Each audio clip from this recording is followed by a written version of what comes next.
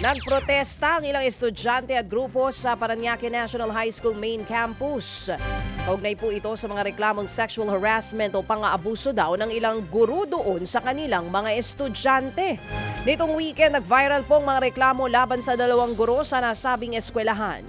Nag-iimbestiga na raw ang PNHS sa main office o main school kahit wala pa silang natanggap na anumang formal na reklamo.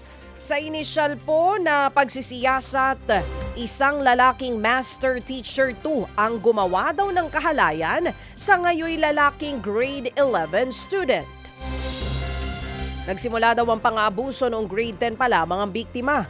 Nakipag-ugnayan na daw ang Child Protection Committee ng eskwelahan sa mga magulang at sa mismong estudyante. Sinuspindi na rin muna ang guro habang gumugulong ang investigasyon. Sinusubukan naman ng News 5 na makuha ang panig ng mga gurong pinangalanan online pero wala pa silang tugon at nag-deactivate na rin ang kanilang social media accounts. Tumanggi rin munang magsalita sa harap ng kamera ang pamunuan ng eskwelahan. Patay naman po ang isang rider at angkas nito matapos ang pagsalpok sa gutter o sumalpok sa gutter ang sinasakyang motorsiklo sa Quezon City.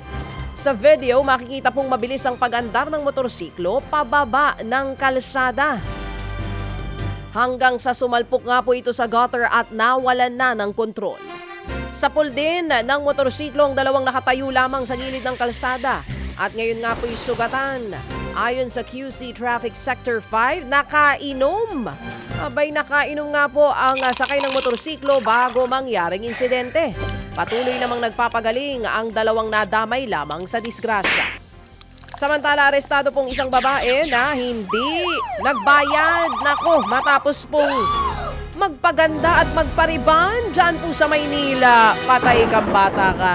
Umabot sa 3,500 pesos ang bill na ayaw nga daw bayaran ng suspect. Agad namang humingi ng tulong ang management ng salon sa security po ng mall nang maarestong babaeng nagpariband na i-turn over din po siya kaagad sa mga pulis. Wala pang pahayag ang suspect kung bakit nga ba ayaw nitong magbayad. Baka hindi happy sa kanyang reband. Sa ngayon po'y nahaharap siya sa reklamong estafa. Mauuna pa itong makulong kaysa dun sa mga sangkot sa flood control sa halagang 3,500 pesos. Nauna pang mamagshot mga kapatid kaysa dun sa mga may kinalaman sa trillion peso flood control scandal. Mahiya naman kayo. Ganun talaga, only in the Philippines. Mga kapatid, patuloy po kayong tumutok sa 105.9 True FM para sa totoong balita, impormasyon, music and entertainment. Mag-subscribe sa aming YouTube channel at podcast at sundan nyo kami sa Facebook, Instagram, X at TikTok sa True Network PH. Bisitahin din po ang aming official website, truefm.ph. At panoorin din kami sa True TV Signal, Channel 19. Kami po ang 105.9 True FM. Laging true sa'yo, kapatid.